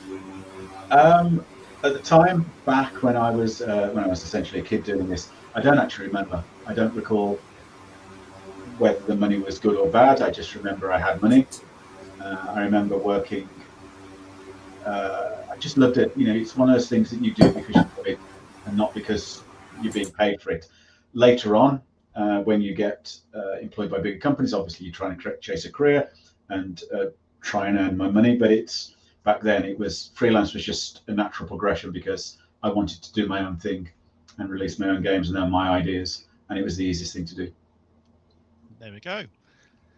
So, national alert warning. Yeah, did anyone get that national alert warning yesterday? I was just busy doing something on the computer, getting ready for the stream and stuff like that, and I literally jumped out of my seat, thinking it's the end of the world, basically. It's a slightly creepy sound, isn't it? It reminds me of that noise of, from Lost, the TV show. It's kind of it actually reminds me of this. Eerie. A bit. But I was having a barbecue with some friends. Yeah, I meant you said that. How many phones were on during that barbecue? Inappropriate. How many phones were on? Yeah, quite a few, enough to. All at the same time. Yeah. Green Beret. Yeah, Green Beret Russian attack. It is Green Beret. Green Beret Classic. Yeah, another very difficult game. Yes, I got the warning twice. Okay, have you got 2 phones, Win? There was one a bit later in the evening, I think, as well. I only got one. Thankfully, I only got it once. So let's talk about this one then. Let's for the last few minutes, let's talk about tank. Try and say that when you're drunk. Tank attack. I don't start. I don't remember a huge amount about this game. I remember that I was contacted, can't remember who by or why. I believe CDS with Doncaster. And I can't even remember how I got to go on Doncaster, but I stayed at one of the employees' houses, and it was weird because he was obviously he didn't run the company, but he was a producer or one of the non-engineers, one of the non-graphics artists. And I was a young kid at the time, so I sort of stayed in his spare bedroom, and he used to drive me into the office and drive me back and cook me dinner. Him and his wife would cook me dinner. It was definitely weird, but the problem with Tank Attack was they had an engineer doing the work and they didn't finish it, or they lost them or something. So they asked me if I could essentially finish it off, write it from scratch. They got all the graphics, they got exactly what they wanted to do. So I just remember going up to their office and spending 3-4 weeks in Doncaster, just every day from start to finish doing this. It was a really, really quick project. I remember playing it once when it was released, and I haven't played it since. I think it was just a board game, and the Spectrum was just like a addition to it. Like you get those board games where you've got to see a DVD that you press play on a certain thing. Brian Clough. Brian Clough was the famous one. Yeah. Brian Clough was the famous one. Emin Hughes, I think, Arcade Quiz was, I think, one, something like that. I used to have that. There was a game. We used to have it was like a horror. Put it on your VHS tape and then play the board game as you watch the VHS tape of the horror game. Horror family game, wasn't anything gory. But anyway, yeah, this is the starting screen. So CDS. Why does that company sound familiar? Tank Attack, and then as you mentioned, we've got a review of it. And let me scan. 80%. And there was even some tips. This is quite late. See why this was during. I haven't got the year, I'm afraid. Tank Tab, but this looks quite late for Crash, because it's not really in their normal style. Interesting, clever approach to the war game concept with some well thought out game ideas. A lot of fun to play. The somewhat limited game scope may prove a drawback with experienced war gamers though. So yeah, it did really well, 80% there, and it even got some tips down there, expansion tape tips. And then when you mentioned about it was also a board game, we've actually got the board game screenshot here as well. So this is what people played the game, and then they had the board game at the same time. So that's quite novel, I think. So I'm pretty sure I've got a copy in my loft, because recently-ish, last 10, 15, 20 years, every time I go to a retro place, if I spot a game of mine that I've not got, I'll buy it so I can just keep it. And I think I've got this in my loft somewhere. Okay, so memento, go on, Sam. Sorry, say it again. No, I was just saying, nice to have a memento. Yeah, exactly. Right, for the last 10 or so minutes, you remember when we were talking about earlier, everyone, about the hidden loading screens comments? Guess what I found yesterday? So we're going to get Stu. He's going to have a look at it, but we're going to get Stu to read them out if he can read them. If not, I'll do it for you, because I've got the main screen here, because I've gone, sorry, the text is a bit small. Just people were saying about the phone alert, scared the socks off me first time, that phone warning. Yeah, Wynn explained that he had it in English and Welsh, hence why he had it twice. Tank Attack was released in 1988. Okay. Wow. Okay. Yeah. Well, that's interesting. So we got a couple of screenshots here. The first one is 1942. This is hidden message in Basic Loader. There we go. So, oops. Let's see if you can't read that, Stu. I can read that. This loader was written by Stuart of Excel, although it looks very pretty, and it's called the Psychedelic Megaload. I didn't remember that. It didn't take very long to write, and therefore was very easy to hack. Special thanks to Chris Nash for stating the obvious, and to Prince for supplying probably the best music in the world. I was a big fan back then. Thank you and good night. Always look to the dawn, and there you'll find the light. I believe that is a Prince quote. Lots of love, Stuart and Dawn. Oh, that's nice. Amazing. That is really nice. I hope everything's all right there, Dablo.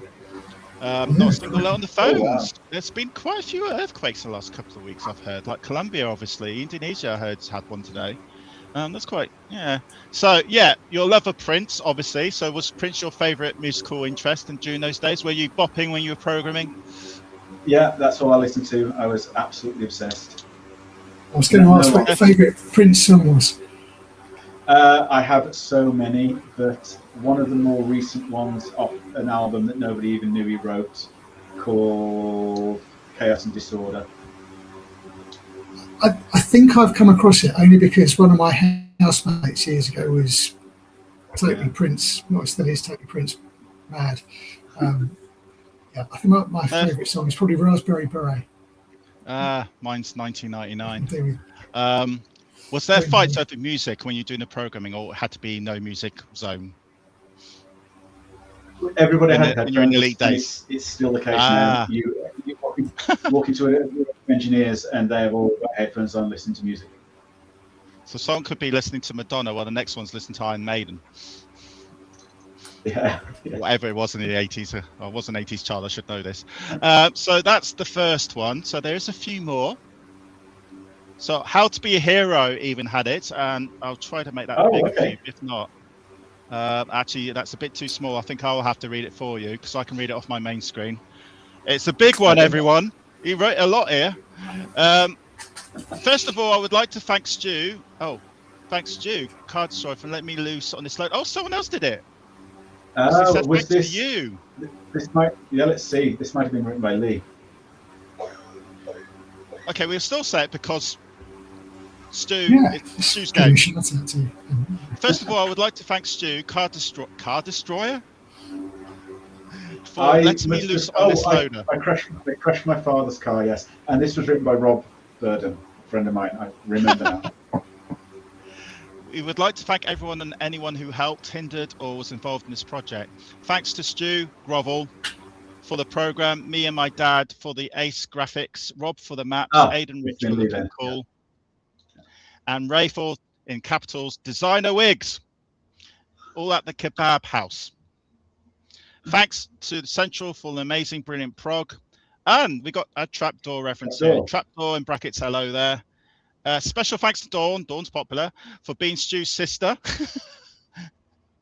For all the letters, Louise, Sue, and Sue for being the most beautiful people in the world. The cleaning lady for her entertaining stories. A bottle of cheese for being at the top of the stairs, and the cart for producing the world's best pineapple chunks. It's all coming back now, where the pineapple in the game and everything, all that. There's a slightly more sound in this game than there was in Universal Hero, but no tune. So we suggest that you play a good record such as Parade album by Prince in the background. There we go. Don't forget to look out for more Super Mega games for Excel in the future. It's Lee Stevenson in brackets graphics. Yeah. Good luck, Bert. Okay, so I played Universal Hero now and again. I can handle it. I could give up tomorrow if I wanted to. Couldn't I? It's not like I'm going to be a programmer. Memories. Right, let's see. There's a few more. There's two here, Paperboy and Scooby-Doo. Can you read that, Stu, or do you want me to do it? I will put my glasses on for this. This rather trendy load was written for release by Stuart Middleton of Excel Software, where Commando, Bombjack, and Ghosts and Goblins, as were Commando, Bombjack, and Ghosts and Goblins loaders. Question: this is why I got in trouble. If Elite's programmers are the best in the business, why do they employ someone from another company to write their loaders? Thank you for hacking this game. Although, because it's so big, you might find it difficult in hacking, and I apologize for the inconvenience. As long as Prince keeps writing brilliant songs, I'll keep writing brilliant games. I hopefully wrote brilliant games long after I stopped listening to him.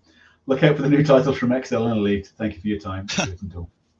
Yeah, I'm just going to quickly interrupt you there, because we've had 20 quid coming in, which is very rare for me. It's so rare that I don't even get an alarm. Thanks, Diablo, for all that. Cheers for the nostalgia. Well, stick to us, because Speccy Extreme does do monthly streams, so we'll do all that later. But many thanks for the money. Greatly appreciate it. I'm glad you're okay after those earthquakes. Sorry, Scooby-Doo.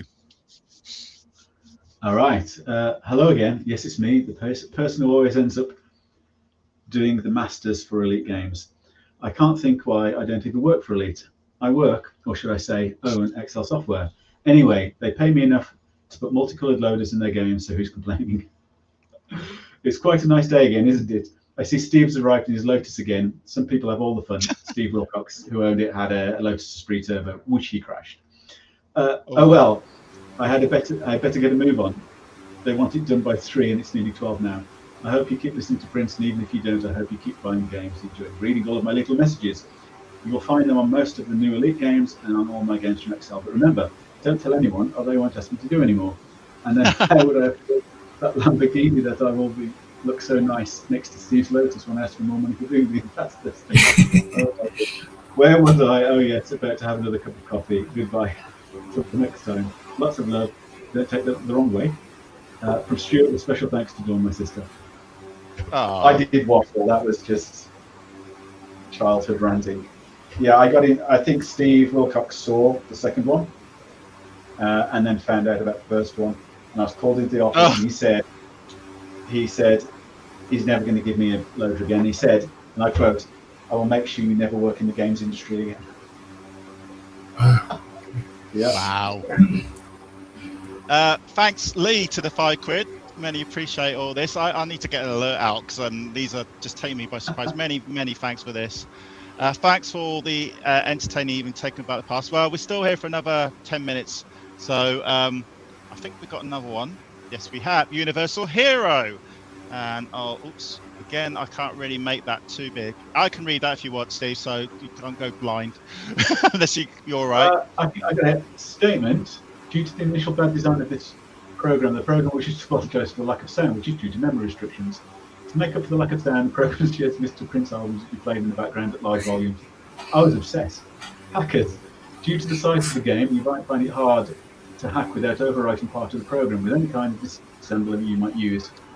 And you will also notice that there is not any room for basic. To overcome this problem, you may erase the bottom part of memory, 5B00 to 8000, as this is purely graphics. When any alterations have been made, they may be repatched over again. Thank you for buying or copying this game, and I hope you have fun playing it and hacking the game. I also hope you have some good pokes for it. Yours sincerely, Stuart Middleton. That was nice of you, wasn't it? Yeah, thanks for buying, and thanks for buying or copying this game. Yeah, I copied all my games. I mean, it's still nice to know that people are playing a game, however they've got it. Yeah. Oh, it's really nice. It's like little time capsules, isn't it? I think that's the last one. I cannot believe I wrote those. I'm just going to check see if that is the last one. I think that is that is the last screens. We have done it. We've got all the screens out. Well done for surviving, Stu. We'll go back to the main screen. So for the last few minutes, then I've got some questions for you, some quick fire questions. So Sure. I only accept 1-word answer, no, 2-word answers, and then we'll go to the chat, and then we'll talk briefly about what you're doing now. So, which Speccy game, if you had the choice, would you write? Would I write Ghosts and Goblins? Yeah. I thought that was an amazing conversion. I love the arcade, and I love the. Okay, and what is your all-time favourite Speccy game, if you got one? Oh, so it was The Hobbit. That's the one I played the most. I was a Tolkien, and I played it to death. Wow. What about all-time favourite game? So, okay, chat, bear with me. Doesn't have to be a Spectrum game. All-time favourite game. All-time favourite game that I love to play is Last of Us. By far. Oh, okay. Yeah. Love that game. I mean, I loved part 1 as well, but I just loved the part 2 was excellent. That's the PC user. We've finally got Last of Us, and I heard it's quite a bad conversion. My favourite game before I started re-getting into games, because I didn't play games for a very long time, just wrote them, was Pang on the GX4000 console, which I also wrote. It was we played it. We were 3 weeks late in finishing it, because me and John Harrison, the artist, would play it in the guise of testing it. It was just such a good game. I mean, it was the arcade game. It was a great game. We just converted it. It was such a great game. Wow. Okay, so we're going to go for comments because the comments are still. Thanks everyone for the comments, by the way, and the money especially. I'm still shocked after that. Many thanks for the comments. I have had all. I think all developers heard you'll never work line at some point. Yes. Hidden message and basic loader. Fancy that, eh? Must check that out. There you go. Got people checking it out now. Ooh, too many specky games to think of. The Hobbit is one of many. I don't actually like adventure games that because that really drives my patience when you can't type in the right comments. I do not know what you mean by such and such comment. Oh, open door. I do not know what you mean by open the door. Oh, God's sake. I'm not very patient, hence why I do football games, I suppose. I remember visiting Mike when he was writing Dark Spectre. That impressed me massively at the time. And of course, Manic Miner comes back again. It's a good favourite of mine. Everyone loved Manic Miner. Even though I can see why Manic Miner was so popular. So we are drawing to a close of the stream, but I'd like to just talk to you briefly about what you're currently doing nowadays. And what did you do after the Spectrum days? Well, I did the. I moved it to Arc Development, who were, I think, Spectrum was just on the decline at that point, and the Amiga was out and the ST was out, and somehow I ended up writing PC games. I'm not sure how I got into it, but I wrote a couple of PC games for them, and then again, I wanted to get into writing console games, Master System, specifically in Genesis, and you couldn't write games for them. So I took it on myself to reverse engineer the Master System and make a dev kit for it so I could write games for it. And me and a friend of mine who worked at Arc, Tim Round, left to write a game for a Master System. I think we did a contract for Probe. So I was, again, freelancing after that, sort of. That company grew into employing 16 people, and Sega dropped a contract on us and we had to close. So I then went freelance again under the guise of Slanty, which was like a self-employed thing for 4 years, did a bunch of other work. Ended up at a company called Mind's Eye as technical director and lead programmer. Wrote Thomas the Tank Engine and Friends. Very proud of that game. Wow. Nice. Like a PC. Then I ended up at Core Design, which was always a dream of mine to work at Core, but this was after the Tomb Raider phase. And I was lead programmer there, doing a lot of various different games. Also, I was lead programmer, and I'm not credited because I left, on one of the worst games ever called Rogue Warrior. I'm very proud that that's such a bad game. I have to check that out now. Yeah. On what, on the PC? It was on multiple platforms, so I was lead programmer on all the platforms. It's not be Mad Max 2, is it? Road Warrior, because that's what it's called in America, Mad Max 2. No, it's called Warrior. Rogue Warrior, not Road Warrior. Rogue Warrior. Rogue Warrior. Oh, you'll have to check it out. Yeah. So, one interesting thing is I ended up doing some freelance work for Chrome Studios, which is a Microsoft studio. They were doing the Game Room project on Xbox 360, which was the 3D arcade where you could play retro games. Yeah. So emulators, yeah. And as my onboarding, I wrote, using their system, wrote a Spectrum emulator, and I tested it by running Commando on it. Oh, wow. Which was my test, yeah. Did various other things, did a lot of freelance stuff, did some iOS stuff. I'm trying to hurry up because I know it's running out of time. All the way up to about 4 or 5 years now, I moved to EA, EA Sports. And I've been there ever since, working on the FC title, technical director, and it's great. Absolutely love it there. Great company to work. So that's me in 3 minutes. Oops, I'm trying to get the right screens here. Sam, have you got any questions for our guest before we wrap up? Well, as we're talking about the more recent stuff there, you mentioned earlier that the games industry, you think now is actually not too different a place, at least in terms of atmosphere, to what it was back in the 80s. But do you enjoy I guess you've got a different role now. So you mentioned, I think you're a technical director rather than a programmer in the most part. But do you enjoy working with the modern technology more than as much as you did with the Speccy back in the day?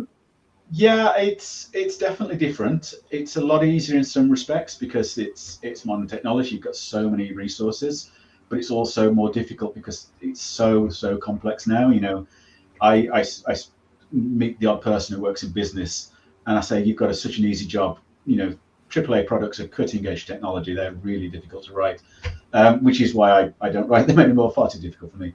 But the atmosphere is really similar. It's still a bunch of super passionate people, absolutely love their job, and they would do it for free if they could. They're just great people to work for, and it's exactly the same. And you have the same conversations about awesome new pieces of tech when you're talking to each other at the office. You all get together in groups and chat about a different thing. It is very, very similar, just with a different scale to it, I think. Right. And I mentioned earlier there's like the level of management and the corporations, but even those are generally great, and they're not like working for a big bank or something. They're generally they're all passionate about it too. Out of curiosity, what is the size of the team in the latest? So it's a fitty game. Sorry, but I didn't catch that. So I can't talk about anything to EA for obvious reasons, but sure. but how many? My question was actually going to be more about roughly how many people are actually involved in producing a single game, because I can expect the day it was 2 or 3 million. From Freestyle, when I worked on Guitar Hero Live, that product was a relatively small team, and there was 200 people. Plus, this was just 200 people, which was sound, graphics, design, production, and programming. Wow! Wow, that's crazy. Yeah, and that didn't include marketing and all the others. And that was a relatively small team. You work on something like Forza, not that I've worked on it, but you work on something like Forza and there's 600-700 people working on it. Yeah. I suppose it's kind of, it's not quite the same scale as a movie, but it's kind of moving in that direction now, isn't it? Yeah, it is. And it still bewilders me that the games industry is worth more than movies and music put together. It's well, crazy. look at GTA 6. What's that? How many people working on that? How much it's worth? It's worth more than a lot of films put together. Just one game. So it's just how the games industry has taken off nowadays, and well, it has been. It's been around for many years. But okay. Chat. Any questions from the chat before we say au revoir? It's the floor is open. The door is open. The floor is wide. Whatever you call it. Any questions to Stu before we say goodbye? A lot of people are saying thank you, which is great. Thanks, Lee, for turning up. I know you have to go. Awesome stream. Thanks, Andrew Usher. These names. Really enjoyed the Speccy Experience, Mark. No worries. Glad you all enjoyed it. Okay, I don't think there's going to be any questions. Doesn't look like it. So I'm going to start wrapping up and give the last words to Stu first, and Sam, and then myself. So Stu, any last words? I just want to say thanks for the opportunity. It's always good to do things like this, to chat about the old days. I think maybe it's just my age. I enjoy talking about it, and it's interesting to see how many people are still interested in learning about something that was.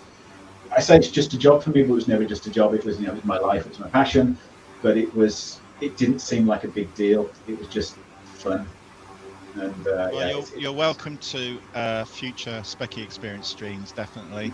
We'll definitely bring you back. So you've been a great guest. Many thanks for your time talking about the games. We didn't get time to show you the gameplay, I'm afraid, of Commando and Commando 2, but go to TezZX's website, YouTube site, and go and look at the Commando 2 gameplay. Please, anyone, go and see if you think it looks so similar to Commando 1. Sam, any last words from you? Well, really, just to echo what you said, Mark. Thanks very much, Stu, for taking the time to come on. It's been really interesting chatting with you and listening to your stories. So, I hope to see you again on another stream in the not too distant future. And if you ask my wife, she'll tell you I'm always happy to just talk about nothing. Yeah, likewise. Nice. And But thanks, Mark, for hosting and great job. no worries, no problem whatsoever. Now, there's going to be I don't know too much details about the next Speccy Experience stream. Speccy Experience stream, try to say that when you're drunk. Speccy Experience, I can't say it even when I'm sober. Speccy Experience stream 9, would you believe it? 9, Sam, next month. It's going to be the community night, we're calling it. Tez is going to be hopefully hosting it. We're letting the floor open for chats. So it means I'm guessing we're going to get some people from the floor to come and appear quickly on the channel and talk about spectrums and stuff like that. It's going to be interesting. This is Tez's idea. It's going to be good fun, and then we'll carry on some more streams right up to Christmas. Hopefully, do a big Christmas one where it's just going to be the Speccy Experience moderators and the admin team together by ourselves. Just talk about the year and everything like that. I think being nice to do a Christmas one. Talking about Christmas, and it's August and it's blinking still hot outside. It's strange, I know, but many thanks for watching tonight, everyone. We've had a peak, one of the biggest peaks I've seen, for about 18, 19 people at one time. So many thanks for tuning in. Please, Stu and Sam, if you can stay with me, I will end the stream, but we'll stay on the stream for a little bit longer. Just for plug, my Doughnut Doney YouTube channel. Thanks for people who already subscribed. We're only now 9 people away from 1,500. Which is amazing. I've done a video today, 3D stock car racing. I'm still doing my retro series, which is still taking 3.5 years. Not football games anymore. I'm still doing the odd football game. There is a football game coming next week to sort of please my football fans. But many thanks for watching my videos. It's great. And again, please come to these Speccy Experience streams. There will be another one next month, hopefully. If you haven't belonged to this Speccy Experience Facebook group, then please become a member. We get all, we'll tell you all about these streams, and also Sam, myself, Martin, and Tez will all post about regular Spectrum games. And the community is really good laugh in there. It's really friendly community. Come and join us. And yeah, maybe you come a future guest on one of these streams. Who knows? But anyway, it is now 9:30, so I better go and say goodbye. So bye-bye, everyone. Thanks, Win. Thanks, Richard. Thanks, Andrew. Thanks, Lee. Thanks, Andy. There's so many people. Dablo, many thanks. And especially a big thanks to our guest today, Stu. You have survived. Well done. Especially when you heard about Commando 2. Sorry about that. Thanks for all the great memories. It's been a lovely stream. Thank you for joining us. And bye-bye, everyone. I'm going to end the stream now. So everyone wave. Everyone wave. Bye-bye. Cheers, folks. Bye. Cheers, everyone. And see you very soon.